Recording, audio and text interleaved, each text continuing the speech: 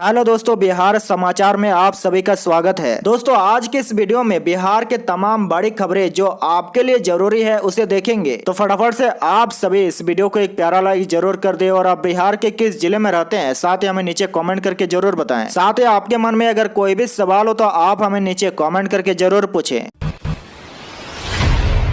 चलिए पहली खबर में देखिए, गुजरात में 156 सीट जीतकर भाजपा ने नया रिकॉर्ड बनाया। मोरबी में भाजपा कैंडिडेट जीते। ब्रिज हादसे के बाद नदी में उतरकर लोगों को बचाया था। जी देखिए, गुजरात में भाजपा ने 156 सीटों के साथ जीत का नया रिकॉर्ड बना दिया है। कांग्रेस ने 1985 में माधव सिंह सोलंकी की अगुवाई में 149 विधानसभा सीट जीते थे। वहीं नरेंद्र मोदी के सीएम भाजपा ने 2002 के चुनाव में 127 सीटें जीती थी। लेकिन इस जीत के साथ भाजपा ने दोनों रिकॉर्ड तोड़ दिए हैं। सीएम भूपेंद्र पटेल 12 दिसंबर को गांधीनगर में विधानसभा के पीछे हेलीपैड मैदान में शपथ लेंगे। वहीं देखिए, मोरबी से भाजपा के क्रांति लाल अमृतिया ने जीत दर्ज की है। उन्होंने कांग्रेस के जयंती जीराभाई पटेल को 61,196 वोटों से हराया है। मोरबी में पुल टूटने के बाद तुरंत अमृतिया लोगों को बचाने के लिए नदी में कूद गए थे। अब भाजपा समर्थक जीत का जश्न मना रहे हैं। साथ ही आपको बता दें कि गुजरात के 182 विधानसभा सीटों में से भाजपा ने 156 सीटें जीती है। उसे 2017 के मुकाबले 58 सीटों का फायदा हुआ है। वहीं कांग्रेस को सबसे ज्यादा 60 सीटों का नुकसान हुआ है। कांग्रेस पार्टी ने पिछली बार 77 सीटें जीती थी, लेकिन इस बार 17 सीटें ही मिली है। बड़ी खबर में देखिए, हिमाचल प्रदेश में कांग्रेस को बहुमत, पार्टी ने 40 सीटें जीती। मुख्यमंत्री पर फैसला आज, भाजपा 25 पर सिमटे, 10 में से 8 मंत्री चुनाव हारे। जी देखिए, हिमाचल प्रदेश विधानसभा चुनाव में एक बार फिर जनता ने रिवाज कायम रखते हुए राज बदल दिया है। यानी हर चुनाव की तरह इस बार भी सत्ता बदली है। राज्य की 68 सीटों पर वोटों की गिनती समाप्त हो गई है। अंतिम नतीजों में कांग्रेस ने बहुमत के लिए 35 सीटों का आंकड़ा पार कर लिया है। कांग्रेस से 40 सीटें जीत चुकी है। वहीं देखिए, भाजपा 25 सीटों पर सिमट गई। 2017 के मुकाबले उसे 19 सीटों को नुकसान हुआ है। वहीं 3 सीटों पर निर्दलीय ने जीत दर्ज की है। एमसीडी चुनाव में भाजपा को हराने वाले आम आदमी पार्टी हिमाचल प्रदेश में खाता भी नहीं खोल पाई। वहीं देखिए, मुख्यमंत्री जयराम ठाकुर ने नतीजों के बाद इस्तीफा दे दिया है। इधर कांग्रेस ने नई सरकार के गठन के लिए शुक्रवार को शिमला में निर्वाचित विधायकों की बैठक बुलाई है। बड़ी खबर में देखिए, कोढ़नी में खिला कमाल, 3632 वोटों से जीते केदार गुप्ता। नहीं चला महागठबंधन का जादू, तेजस्वी का लालू वाला इमोशनल कार्ड भी फेल। जहाँ देखिए, कोढ़नी उपचुनाव में बीजेपी की जीत हुई है। जेडीयू उम्मीदवार मनोज कुशवाहा और बीजेपी के केदार गुप्ता के बीच टाइट फाइट देखने को मिली। 23 राउंड में से 12 बार आंकड़ों ने पलटी मारी है, लेकिन एक दूसरे के आसपास ही दिखाई दिए। 19वें राउंड से बीजेपी ने 56 वोटों से बढ़त बनाई, जो 21वें राउंड तक पहुंचते 3632 हो गई। वहीं 21वें राउंड के बाद जेडीयू प्रत्याशी मनोज कुशवाहा सेंटर से बाहर निकल गए। वहीं देखिए, मतगणना केंद्र के बाहर भाजपा समर्थक जश्न मना रहे थे। मनोज कुशवाहा के निकलने के बाद उनके समर्थक व भाजपा के समर्थक में अनबन हो गई। इसको लेकर दोनों के समर्थक आपस में भिड़ गए। बड़ी खबर में देखिए, बीजेपी के लिए संजीवनी साबित हो रहे चिराग पासवान। पहले गोपालगंज और अब कुर्नी में बने जीत के बड़े फैक्टर। जी देखिए, कुर्नी विधानसभा उपचुनाव में जीत का जश्न मना रही बीजेपी ने अपनी सहयोगी पार्टी लोजपा और उसके अध्यक्ष चिराग पासवान को एक दफे भी शुक्रिया नहीं कहा है। लेकिन चिराग फैक्टर ही बिहार में बीजेपी की जान बचा रहा है। पहले गोपालगंज और अब कुर्नी के उपचुनाव में जीत हासिल करने वाली बीजेपी के साथ अगर चिराग पासवान नहीं होते तो तस्वीर अलग होती। आपकी जानकारी के लिए बता दें कि कुर्नी विधानसभा सीट पर बीजेपी की जीत 3649 वोटों से हुई है। अब इस विधानसभा क्षेत्र का समीकरण समझिए। कोने में पासवान जाति के वोटर की तादाद लगभग 10,000 है। अहम बात यह भी है कि पासवान जाति के वोटरों का वोटिंग परसेंटेज ज्यादा है। अगर ये वोट बैंक बीजेपी के साथ नहीं होता तो कुर्नी का हाल क्या होता है, इसका अंदाजा लगाया जा सकता है।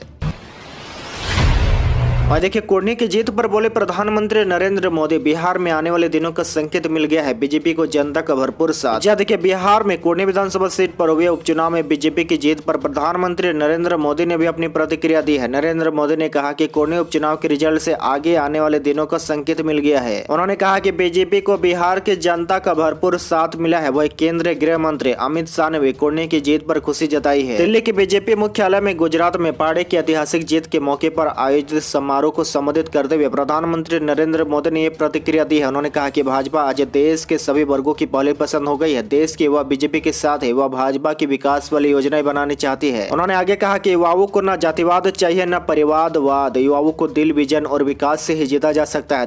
तब कोरोना महामारी को घोर संकट के बीच बिहार में चुनाव हुए थे, तब जनता ने भाजपा को आशीर्वाद दिया था।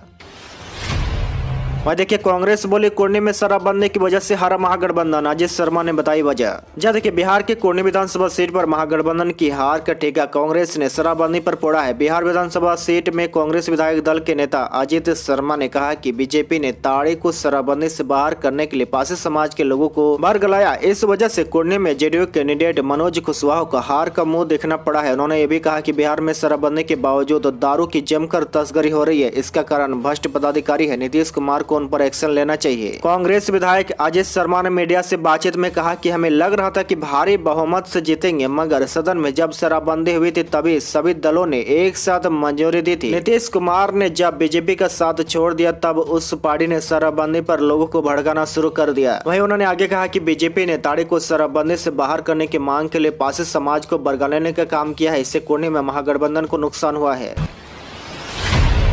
वह देखिए कुर्नी में हार को भी जीत मानते हैं सनी, बोले निषाद का वोट सन अब मल्ला के पास। जब देखिए कुर्नी उपचुनाव का नतीजा कल सामने आ गया। बीजेपी ने इस चुनाव में जेडीयू को हराया है। उपचुनाव का रिजल्ट आने के बाद विकासशील इंसान पार्टी के प्रमुख मुकेश सहनी ने भी विजयी उम्मीदवार केदार गुप्ता को बधाई दी है और कुर्नी के सभी मतदाताओं का आभार जताया है। मुकेश सहनी ने कहा कि इस चुनाव में वीआईपी को मिले वोट से तय हो गया कि निषाद के वोट निषाद के बेटा के पास ही है। नतीजे आने के बाद मुकेश सहनी ने कहा कि वीआईपी संघर्ष करने वाली पार्टी है और आगे भी संघर्ष करेगी। उन्होंने कहा कि कुर्नी में एक तरफ सत्ताधारी गठबंधन था जबकि दूसरी तरफ केंद्र वाली सरकार की पार्टी बीजेपी थी। दोनों के बीच वीआईपी को 10,000 वोट मिला, बड़ी बात मानते हैं। सनी ने दावा करते हुए कहा कि बीजेपी ने चुनाव में वोट काटने के लिए निषाद समाज में आने वाले 3 लोगों को बतौर उम्मीदवार उतार दिया था, उन तीनों को भी निषाद समाज का वोट मिला है। वहीं आगे मुकेश सहनी ने कहा कि यह तय हो गया कि निषाद का वोट निषाद के बेटे को ही मिला है। उन्होंने चुनौती देते हुए कहा कि कोई पार्टी यह नहीं कह सकती कि उन्हें निषाद जाति का वोट मिला है।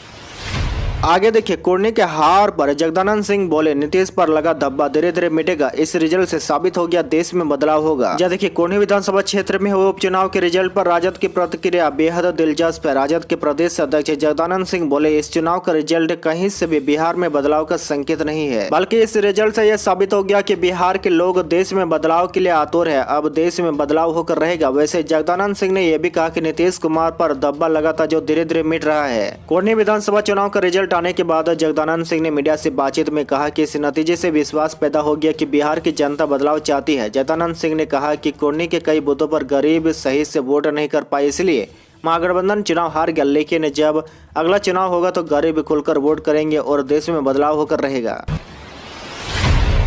बड़ी खबर में देखिए कुर्नी में जेडीयू की हार पर बोले उपेंद्र कुशवाहा, कहा जनता के हिसाब से राजनीति करनी होगी। जब देखिए बिहार के कुर्नी उपचुनाव में बीजेपी ने बाजी मारी है। कुर्नी विधानसभा सीट पर भाजपा प्रत्याशी केदार गुप्ता ने 3600 से ज्यादा वोटों से जीत दर्ज की है। महागठबंधन के प्रत्याशी मनोज कुशवाहा को हार का सामना करना पड़ा है। इसी बीच देखिए कुर्नी चुनाव परिणाम के बाद जदयू संसदीय बोर्ड के अध्यक्ष उपेंद्र कुशवाहा ने पार्टी को आत्म मंथन करने की सलाह दी है। ट्वीट करते हुए उपेंद्र कुशवाहा ने कहा कि इस चुनाव परिणाम से जदयू को बहुत कुछ सीखने की जरूरत है। उपेंद्र कुशवाहा ने लिखा कि क्या हार क्या जीत में किंचित कभी भयभीत में कर्तव्य पद पर जो मिला यही भी सही है, वह भी सही है। कुर्नी के परिणाम में हमें बहुत कुछ सीखने की जरूरत है।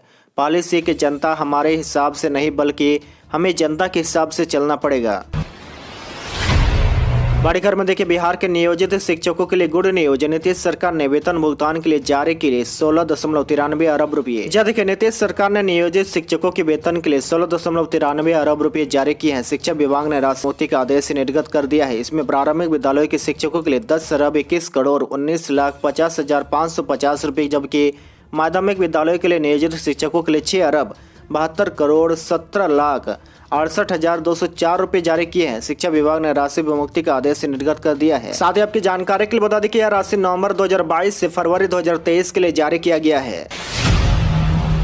बड़ी खबर में देखिए बिहार के इस विभाग में होगी लैब टेक्नीशियन की बहाली, संविदा पर भरे जाएंगे 400 पद। जहाँ देखिए बिहार में पीएचडी अपनी सभी जिला लैब को हाईटेक करने की तैयारी कर रहा है, जहां सभी मानकों पर पानी की जांच हो सकेगी। इसके लिए सबसे पहले लैब टेक्नीशियन की खाली पड़ी 400 सीटों पर बहाली की जाएगी। आपको बता दें कि इन सभी पदों को संविदा के आधार पर भरा जाएगा। इसी महीने के अंत तक इसे विज्ञापन भी निकाल दिया जाएगा। निजी एजेंसी के माध्यम से इन सभी पदों को भरा जाएगा। साथ ही आपको बता दें कि जिला लैब का हाईटेक होने के बाद आम लोगों को भी पानी जाँच कराने में सहूलियत होगी। पानी की जाँच के लिए लोगों को इधर उधर नहीं जाना होगा और मुफ्त में पानी की जांच जिला स्तर पर करा लेंगे। बड़ी खबर में देखिए, बिहार में 26 दिसंबर से लगनी है बालू खनन पर रोक, राहत के लिए सुप्रीम कोर्ट जाएगी राज्य सरकार। जहाँ देखिए, बिहार सरकार बालू खनन पर 26 दिसंबर से लगने वाली रोक से राहत के लिए सुप्रीम कोर्ट से अनुरोध करने की तैयारी में है। सरकार द्वारा बहुत जल्द अवधि विस्तार के लिए सुप्रीम कोर्ट से गुहार लगाई जाएगी। इससे पहले सुप्रीम कोर्ट के आदेश पर राज्य में 25 दिसंबर तक बालू का खनन पुराने तरीके से हो रहा है और नई डिस्ट्रिक्ट सर्वे रिपोर्ट के आधार पर करीब 900 नए बालू घाटों की बंदोबस्ती हो रही है। आपकी जानकारी के लिए बता दें कि राज्य में बंदोबस्ती हो चुके घाटों से खनन के लिए निकला सिया पर्यावरण मंजूरी के भी इंतजार है। यदि नए बंदोबस्तधारियों द्वारा 26 दिसंबर से खनन शुरू नहीं हुआ तो निर्माण कार्यों के लिए राज्य में बालू का संकट पैदा हो सकता है। हालांकि सभी प्रक्रियाओं को पूरा कर बालू खनन शुरू करने में 3 महीने के समय की आवश्यकता बताई जा रही है। देखिए, बिहार में ठंड व शीतलहर की संभावनाओं को लेकर जारी की गई एडवाइजरी। आपदा प्रबंधन विभाग ने सभी डीएम को किया अलर्ट। जहाँ देखिए, बिहार राज्य आपदा प्रबंधन विभाग ने सभी जिलों के डीएम को बदलते मौसम में शीतलहर व पाला से बचाव के लिए अलर्ट किया है। विभाग की ओर से जारी एडवाइजरी में कहा गया कि दिसंबर से जनवरी के बीच मौसम में अधिक ठंड रहती है। वहीं कभी कभी यही ठंड शीतलहर का रूप भी ले लेती है। ऐसे में जरूर है कि अभी से ही जिले में शीतलहर से बचाव की तैयारी कर ली जाए। गरीबों और आवासहीन लोगों के लिए अस्थायी व्यवस्था करे, वहाँ जहां रात गुजार सके। वहीं कोविड गाइडलाइन के मानकों का पूरी तरह से पालन करें। साथ ही एडवाइजरी में यह भी कहा गया कि जिला स्तर के किसी वरीय पदाधिकारी को जिला पदाधिकारी के नियंत्रण निगरानी में अलाव व्यवस्था का प्रभारी नामित किया जाए। इनका दायित्व ठंड से बचाव से संबंधित सभी व्यवस्थाओं को सुनिश्चित करना होगा। देखिए, बिहार में अब ऑनलाइन मिलेंगे जमीन से जुड़े दस्तावेज। शुरू हुआ 1995 से पहले के दस्तावेजों का डिजिटाइजेशन। जहाँ देखिए, बिहार के निबंधन कार्यालय में रखे दस्तावेजों के डिजिटाइजेशन की पुनः शुरुआत हो गई है। वर्ष 1995 से लेकर अब तक के दस्तावेजों को स्कैन कर डिजिटाइज्ड वेबसाइट पर अपलोड कर दिया गया है। आपकी जानकारी के लिए बता दें कि अब 1995 से लेकर 1791 यानी करीब 200 वर्षों के दस्तावेजों की स्कैनिंग शुरू की गई है। चयनित एजेंसी ने 38 में से 31 जिलों में काम शुरू कर दिया है। दस्तावेजों के डिजिटाइजेशन के जहां आम लोगों को पुराने दस्तावेजों का रिकॉर्ड उपलब्ध कराने में सुविधा होगी, वहीं लोग खुद भी भूमिजानकारी.com पर खाता खेसरा तीसरी नंबर डालकर अपने दस्तावेज की कॉपी देख सकेंगे। खबर में देखिए, बिहार आने वाले पर्यटकों को मिलेगा एक और रोपवे। जहानाबाद के वानावार में पहाड़ तोड़कर किया जा रहा है निर्माण। यह देखिए, जहानाबाद जिले के ऐतिहासिक मगध का हिमालय नाम से मशहूर मखदूमपुर प्रखंड का वानावार पहाड़ पर लंबे अरसे के बाद रोपवे निर्माण का कार्य शुरू हो गया है। पहाड़ी इलाके के हथिया बोर में निर्माण कंपनी के द्वारा कैंप कार्यालय खोला गया है। साथ ही पहाड़ी इलाके में लगे जंगल की सफाई किया गया है। पहाड़ी इलाके में निर्माण कंपनी के मजदूर के द्वारा जगह जगह पर पहाड़ को तोड़कर पिलिंग किया जा रहा है। आपकी जानकारी के लिए बता दें कि वानावार पहाड़ पर रोपवे निर्माण के लिए राज्य सरकार ने 16 नवंबर 2016 को कैबिनेट की बैठक में निर्माण कराने की स्वीकृति प्रदान किया था। आज के लिए बस इतना ही। इसी तरह बिहार के डेली न्यूज देखने के लिए आप हमारे चैनल को जरूर सब्सक्राइब करें।